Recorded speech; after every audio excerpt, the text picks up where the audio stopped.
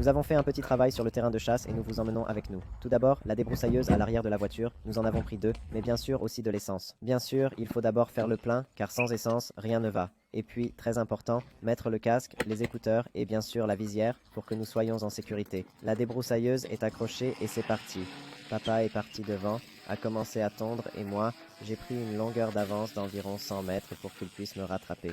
Et c'est ainsi que nous avons tous les deux dégagé le passage en même temps. Vous pouvez voir que le gibier peut aussi faire de longues transitions ici. Nous avons aussi débroussaillé l'affût et maintenant nous sommes au point d'agrénage. Regardez, l'arbre de broyage est complètement boueux, il a été très bien accepté.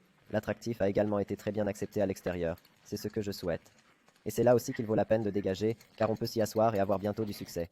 Puis nous sommes retournés à la voiture. Débroussailleuse à l'arrière de la voiture, car il pleuvait et il n'y avait pas d'amélioration en vue. Ensuite, nous avons encore rafraîchi l'arbre de broyage, ce qui est très important pour les truies. Et bien sûr, je peux retourner dans la voiture avec les mains propres.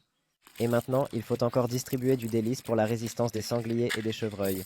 J'en ai mis un peu dans le trou, j'ai mis une pierre dessus et nous sommes rentrés chez nous. Voici deux autres commentaires pour toi. Jeanne Hendrik a de nouveau détruit au point de agrénage depuis qu'il a utilisé notre appât. Et Xylophone écrit: Vraiment très recommandable, il peut en être de même pour toi, amuse-toi bien.